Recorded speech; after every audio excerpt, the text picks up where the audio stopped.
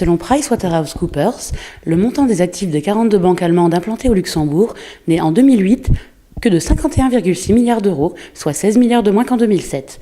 Cette tendance négative est, selon PwC, due à la crise financière qui a particulièrement affecté les banques de taille moyenne et régionale qui devront bientôt faire face à une fermeture immédiate. En octobre 2009, le Luxembourg comptait 14 062 chômeurs, soit un taux s'élevant à 6%. Un an auparavant, en octobre 2008, 10 441 résidents étaient touchés, soit une augmentation annuelle de 34,7%.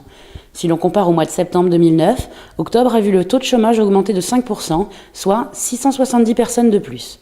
Le Luxembourg suit la tendance européenne. En effet, en un an, l'Union a perdu plus de 4 millions d'emplois. Du côté de la grande région, c'est en Allemagne que l'on s'en sort le mieux, avec un taux de chômage de 5,6% en Sarre. La Wallonie, par contre, affiche un taux de 16,8%. La loi autorisant la double nationalité pour les citoyens luxembourgeois a été un énorme succès, et de nombreux étrangers ont ainsi saisi l'occasion pour en faire la demande sans renoncer à leurs origines. Au total, 3 152 personnes l'ont acquis. Les étrangers ayant fait le plus de demandes pour la nationalité luxembourgeoise sont les Portugais, avec 32% et 1405 demandes, suivis par les citoyens de l'ex-Yougoslavie, avec 19,9% et 856 demandes.